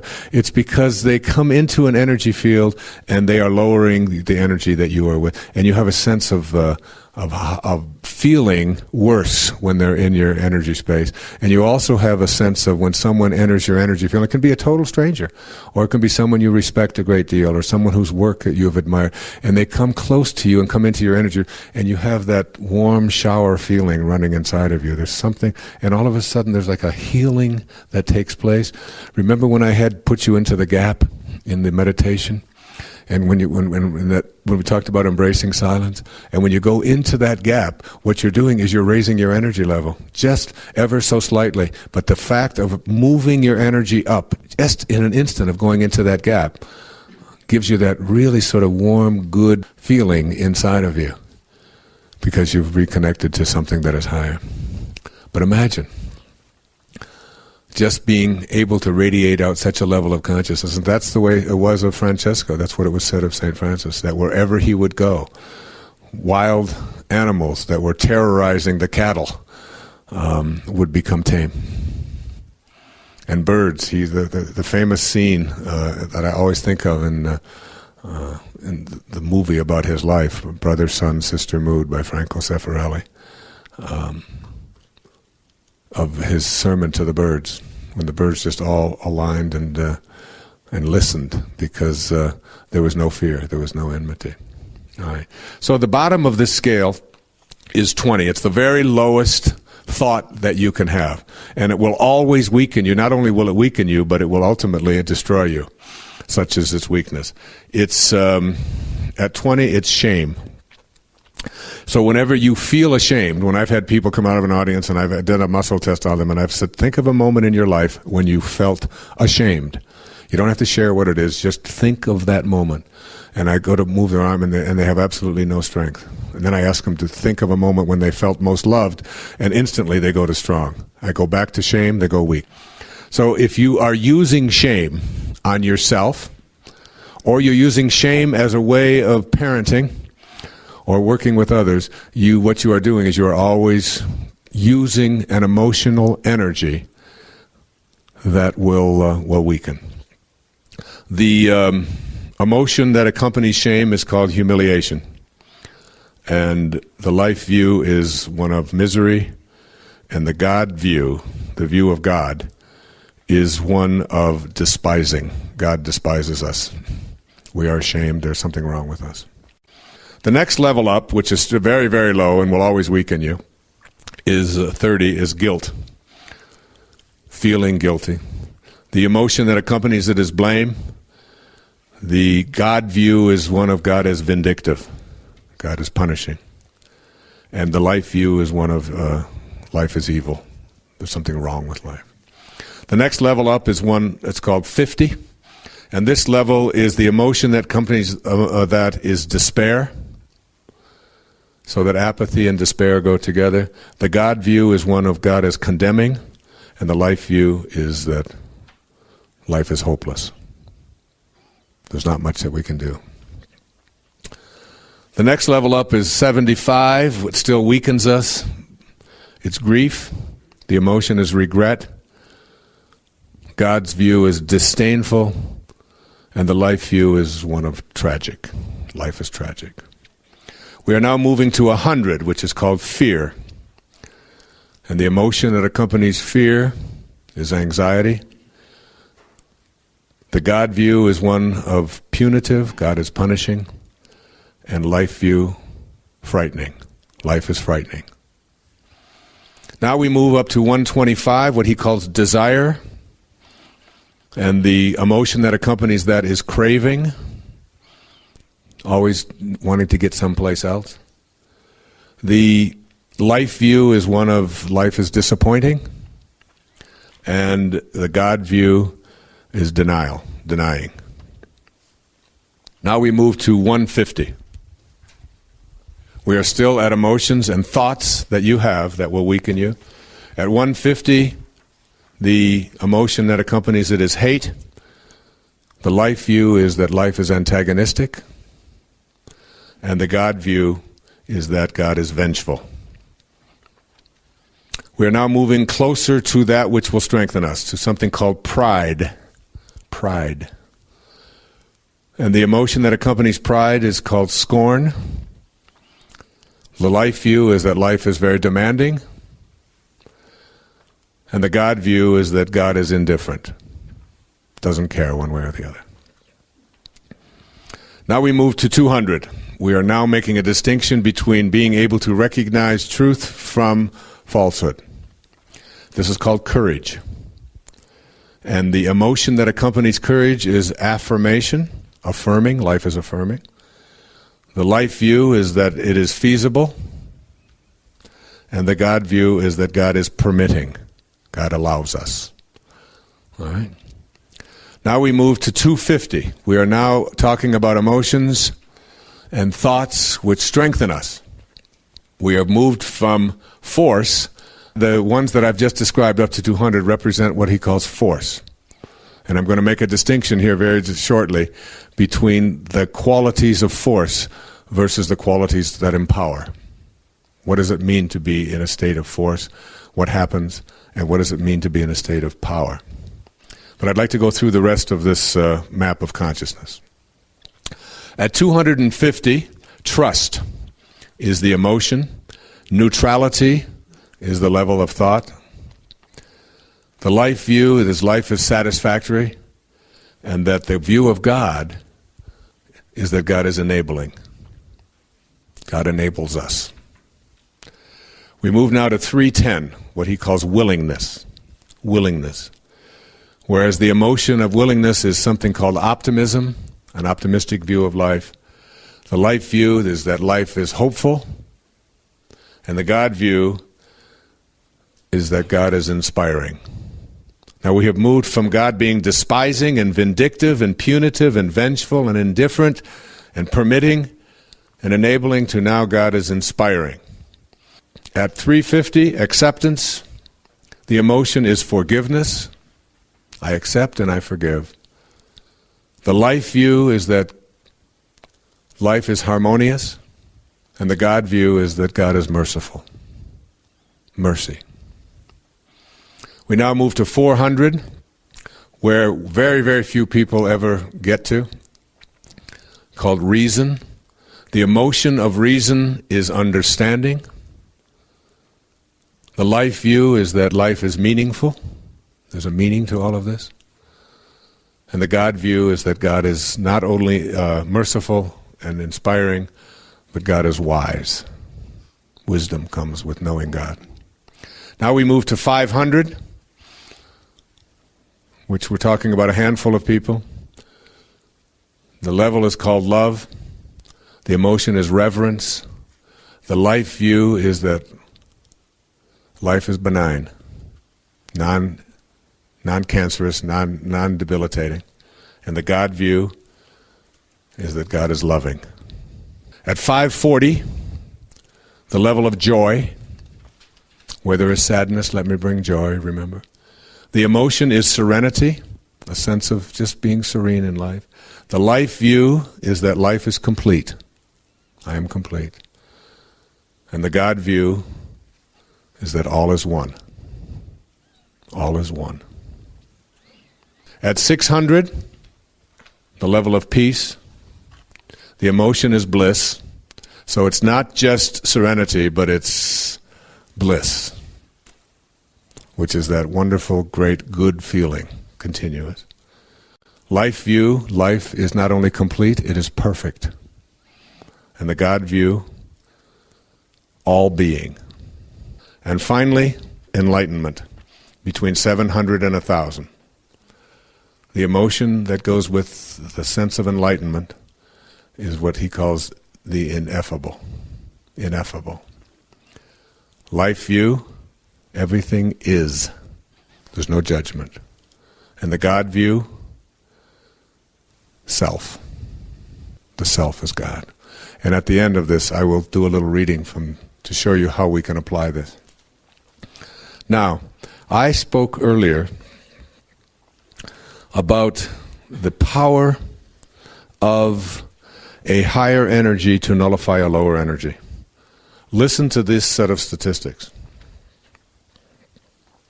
and how important it is for each and every one of us collectively, not just individually, I'm speaking about collectively as a species, to raise the level at which we calibrate so that we can move not only above 200 but into those places where our emotions and our thoughts are not only strengthening us but strengthening those around us. One avatar calibrating at 1,000 living among us would be enough to counterbalance the collective negativity of all of mankind. All 6 billion of us.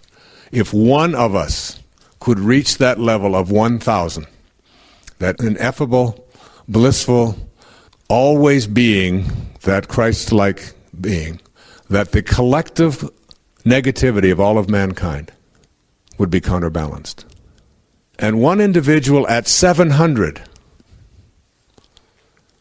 would counterbalance the negativity of 70 million individuals below 200.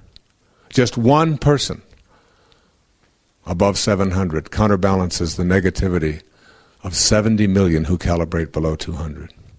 One individual at 600 will counterbalance the negativity of individuals below 200, 10 million people. All you have to do is reach 600. At 500, you counterbalance 750,000 people. At 300, 90,000 people are counterbalanced by just bringing the level of energy that you have to 300 into the world. Just bringing it into the world. Now listen to this alarming statistic that he gives in The Eye of the Eye.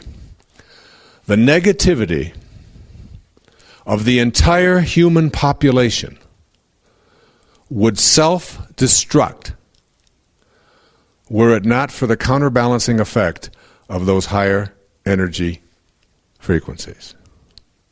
In other words, if we didn't have a given number of people calibrating above 300, if we didn't have them, the collective negativity of humanity and their inability to distinguish falsehood from truth would self-destruct the entire planet.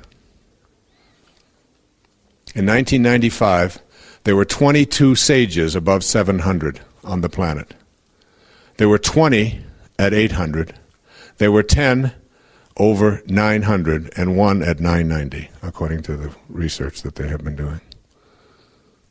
We're talking about a handful of people since 1995, and I think it's gone up. In fact, I know it has gone up in looking at some of the more recent research. So that I talked earlier about the ability to practice the prayer of St. Francis. That is, where there is hatred, let me bring love in my own life. And where there is despair, hope, and so on. Now we're talking collectively. If we could figure out a way to just get enough of us to raise the consciousness level at which we calibrate ourselves and bring that collectively to this place over here called force, we could counterbalance all of it with enough of us. I'd like to suggest what I've done is I've gone through all of this work and I have come up with a summary of 12 categories that distinguish power from force. And I've done all of the work for you. So this is what I have gleaned from reading that, from studying it, from putting it into practice, from experimenting with it with friends and family, with having people come out of audiences and do it, with all of the intense research that I have been doing on it, and it excites me so much. I don't know if the excitement is coming through here, but for me, this is the most thrilling kind of affirmation of the need for the work of higher consciousness. And that when we talk about force and we talk about power, what we're really talking about is the distinction between having a life in which all of your thoughts and your energy and your emotions and your life view and your God view calibrate below 200 and weaken you on a regular basis, or moving those God views and those life views and those emotions and those levels to a place where you are always strengthened. And the 10th principle here, for it's never crowded along the extra mile, is wisdom is nothing more than avoiding all thoughts which disempower you, which weaken you, which make you use force rather than power. Okay? And here is my dirty dozen, or my good dozen, all right? The first is that force always creates a counterforce. Force creates a counterforce, whereas power is always creates grace. Grace and power, over and over again, he reports the research, that power is something that will bring grace, that will bring God, will bring consciousness to the presence of it, whereas force always creates a counterforce. So that when you have a force, that is, if you react with shame, if you try to make your children feel ashamed, what are they going to do back? They resent, and what are they going to try to do to you? Some way of making you feel ashamed as well. It happens every time. You just have to watch it. You try to shame them and watch if they don't try to shame you. You said I couldn't do that, and you have to be punished for that. But you did that. You said this right away. Shame creates more shame. You've created a lowered energy field. They're weakened, you're weakened, and it works not just with shame, but with fear, with anxiety, with anger. Every time we use any of these, a counterforce is created. We've been doing this collectively with mankind as long as there have been mankind to record about. And as long as we use force, which is the energy of the ego, instead of the energy of spirit, we create that. So that's the first. The second quality is that force is always loud, aggressive, whereas power is silent. That you raise energy levels through silence.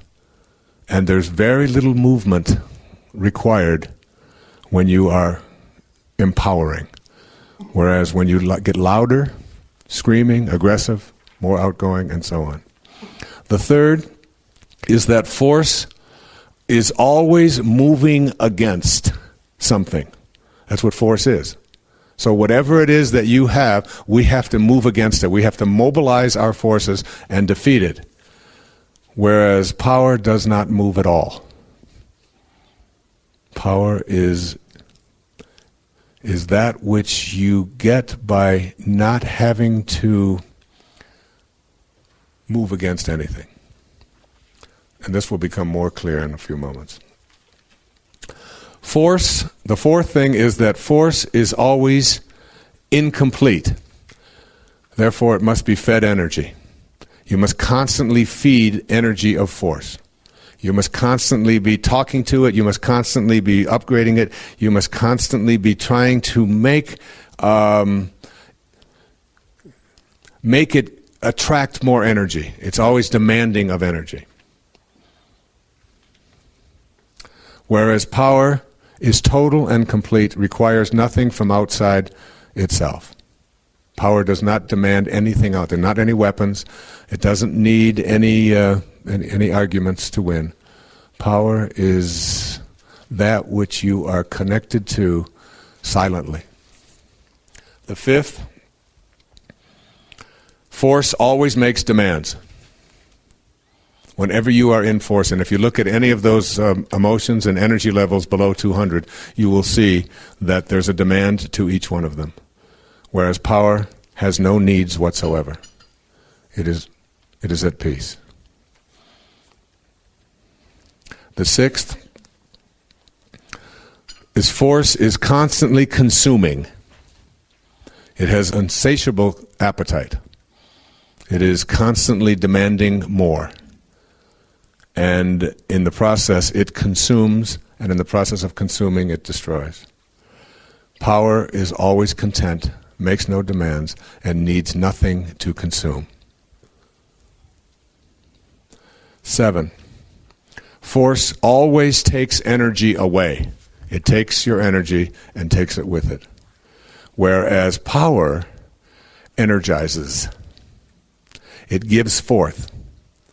It supplies and supports.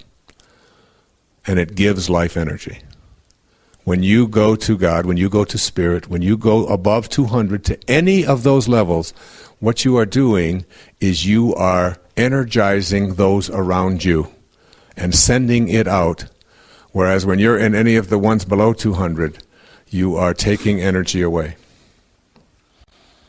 The 8th is that force is always associated with judgment and generally makes us feel badly about ourselves. Any of those emotions, any of those thoughts have to do with judging, and ultimately when you experience those thoughts or you're in the presence of someone who is using those thoughts, you will end up feeling badly or worse for the experience. Whereas power is associated with compassion, radical humility, and always makes us feel positive about ourselves. When you encounter someone whose thoughts are above 200, after that encounter, you will feel better for having been in their presence, based upon not just what you talk about, but even the feelings that you have. Whereas when you're associated with or around people who are using the techniques below 200, you feel yourself feeling badly, worse, and depleted of energy. Number 9, force always polarizes because it demands conflict in order to survive. Force and conflict go together. And you know people like this, who are always in a state of conflict, no matter what it is that you say to them, no matter how you say it, and you might try to say it in the nicest possible way. Like, what do you think you could pick up our daughter at 8 o'clock? I'm busy. I've got things to do. I got fires to put out. I'm a very busy person, and I didn't know I was supposed to do that. Would it be possible for you to be there at 8? If you can't, I'll be happy to be there. You're always doing that. You're always making it my fault. I can't be there. It's like someone who's in a state below 200 is constantly going to create an energy field of conflict. Conflict is necessary because it polarizes, whereas power unifies. I'd be happy to. If you can't make it, I'll be happy to be there. You always feel unified. Power, the energy of power above 200 will unify and make you feel more like you belong, a sense of belonging. Number 10, I just put it this way, in force, the cost is always very high because enemies are always being created. Force needs an enemy. When you have to have an enemy, you have raised the cost. You now have to fight. And when the process of fighting, now you have to create a counterforce. And you pay for it. You pay for it emotionally, you pay for it spiritually, and you pay for it financially. It costs to stay in a state of force. Whereas power has no cost whatsoever. It's absolutely free. It's graceful, it's silent, it's easy, it's non-consuming, it makes no demands. The 11th, and I've always been intrigued by this, the 11th quality or characteristic of force, force always requires proof because it's literal and it's therefore arguable.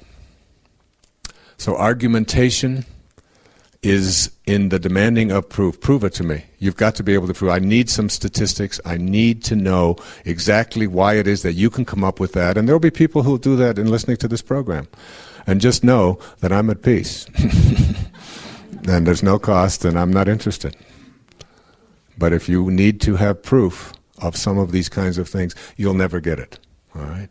So there is this requirement of proof that comes with force. Whereas Power deals with intangibles. And it knows that health is better than disease. It doesn't need any proof of that. It knows that honor is better than dishonor.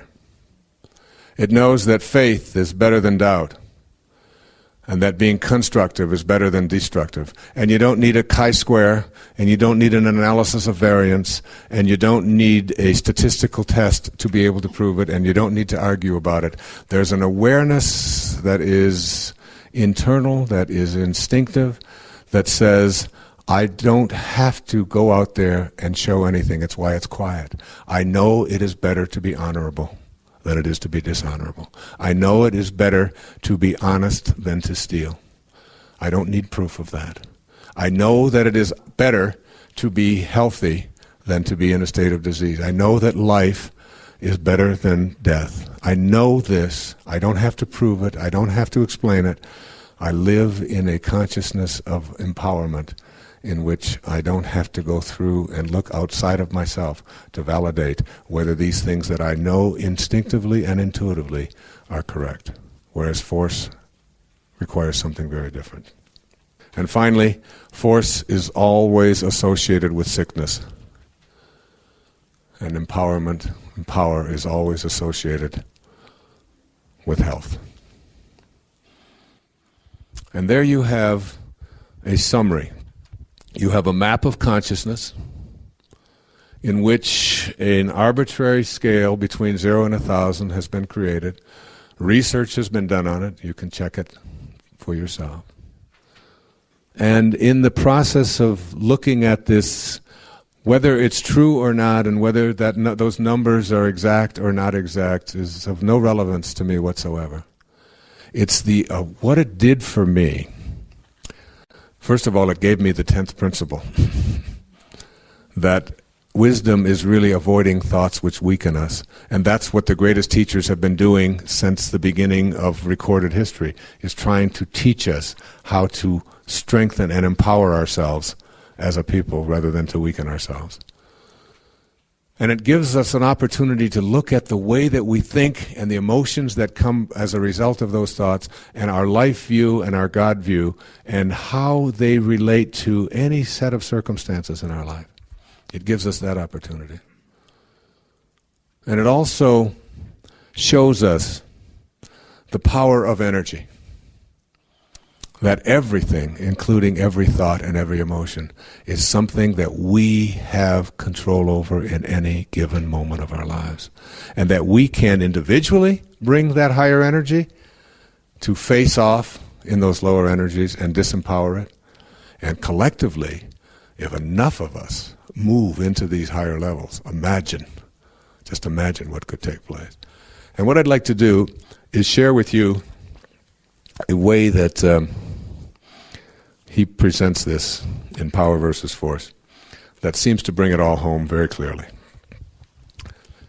Let's attempt to understand all of this through an example. Imagine a bum on a street corner in a fashionable neighborhood. Can you get a picture of that? Bum, street corner, fashionable neighborhood. In a fashionable neighborhood in a big city stands an old man in tattered clothes, alone, leaning against the corner of an elegant brownstone. Look at him from the perspective of various levels of consciousness and note the differences in how he appears. From the bottom of the scale, at a level of 20, the level of shame, this bum is dirty, disgusting, and disgraceful. And that's how you view him, and you know people who do. And you may know yourself as having done that at one time. From the level of 30, which is guilt, he would be blamed for his condition. He deserves what he gets. He's probably a lazy welfare cheat. At 50, hopelessness, his plight would appear desperate, damning evidence that society can't do anything about homelessness. At 75, grief, the old man looks tragic, friendless, and forlorn. At a consciousness level of 100, fear, we might see him as threatening, a social menace. Perhaps we could call the police before he commits some crime. At 125, desire, he might represent a frustrating problem. Why doesn't somebody do something? At 150, anger, the old man might look like he could be violent. Or on the other hand, you might become furious that such conditions exist in the first place. At 175, we're still at levels that still weaken you. Pride. He could be seen as an embarrassment or as lacking the self-respect to better himself. And at 200, courage, now we're at the distinction between truth and falsehood and that which empowers rather than weakens. We're at power rather than force. At 200, we might be motivated to wonder if there's a local homeless shelter. All he needs is a job and a place to live. At 250, neutrality, the bum looks okay. Maybe even interesting. Live and let live, we might say. After all, he's not hurting anyone. At 310, willingness, we might decide to go down and see what we can do to cheer this fellow up. Or volunteer some time, perhaps, at a local mission. At 350, acceptance, the man on the corner appears intriguing. He probably has an interesting story to tell. He's where he is for reasons we may never understand. At 400, reason, he's a symptom of the current economic and social malaise, or perhaps a good subject for in-depth psychological study. Now we move to the higher levels. At the higher levels, the old man begins to look not only interesting, but friendly, then lovable. Perhaps we would then be able to see that he was, in fact, one who had transcended social limits and gone free. Maybe a joyful old guy with the wisdom of age in his face and the serenity that comes from indifference to material things. At 600, peace, the highest level any of us will ever attain here. He is revealed as one's own self in a temporary condition. Can you see the difference? Can you see the distinctions between how we look at things? A simple bum standing on a corner and all of the attendant ways that we have of processing it, some of which will weaken us individually and collectively, and some of which will empower us individually and collectively. So let me summarize my top 10, with apologies to David Letterman. My top 10. These are principles that I don't think have to be that complicated. Principles that are characteristic of those who take the road less traveled, who are on the uncrowded mile. And here they are.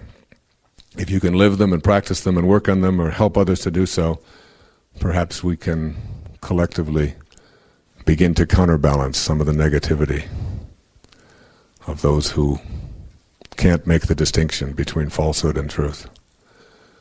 Have a mind that is open to everything, attached nowhere. Go through life with an idea that anything is possible. Don't die with your music still in you. Listen to the voices you hear, regardless of what others may say. Remember, you can never give away what you don't have.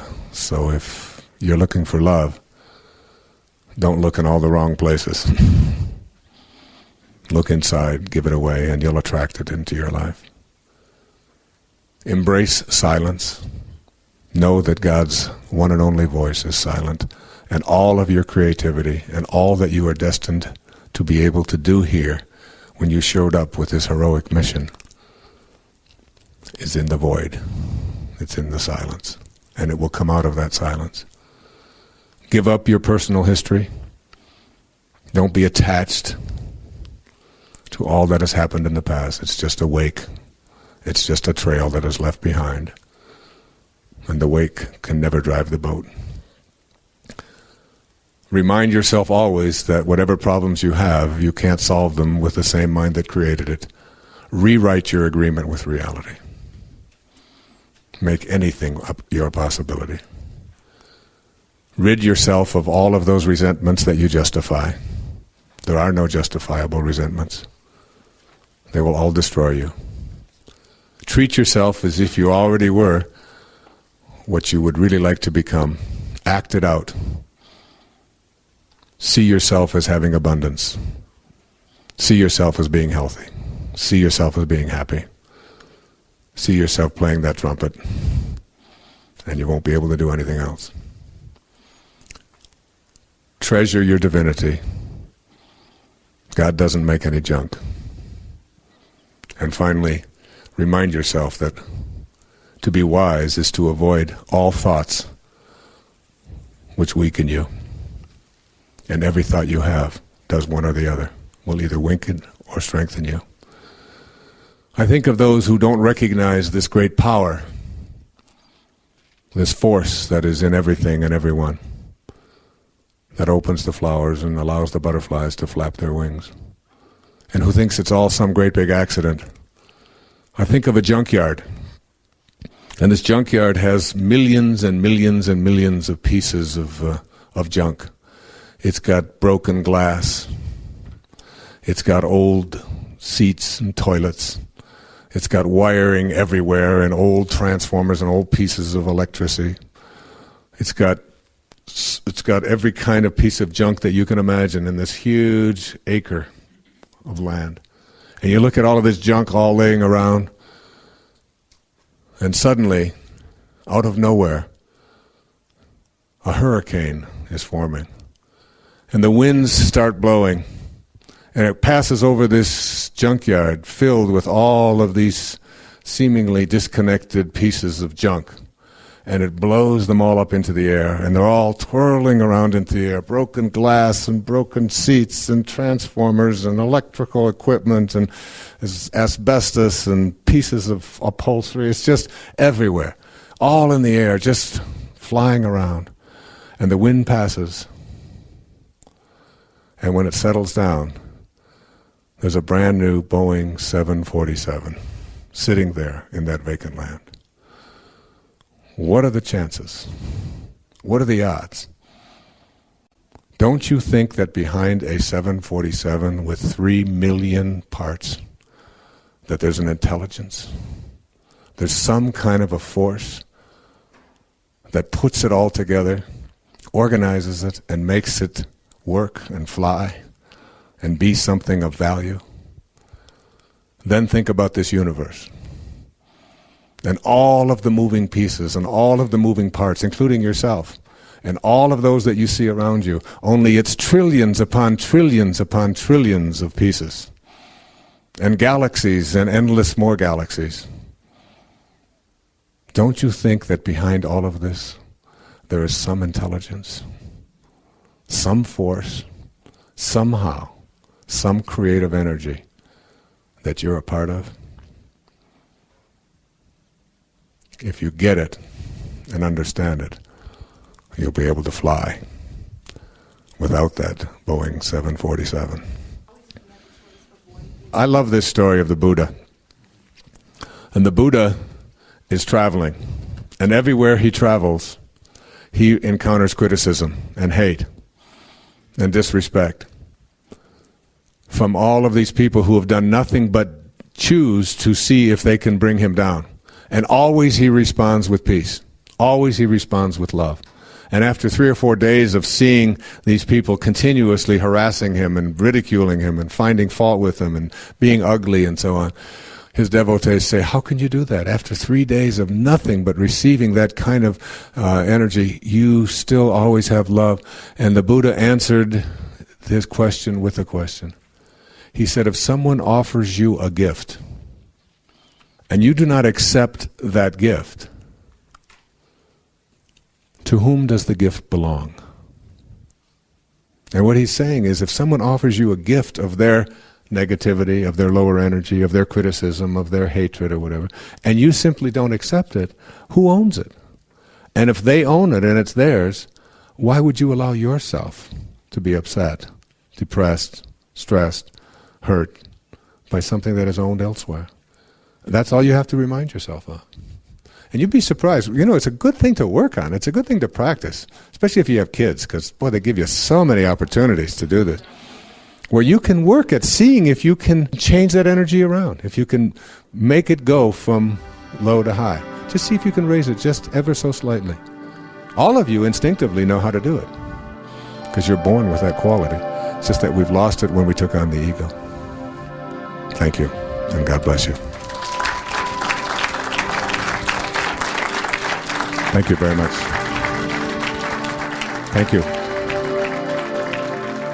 Thank you.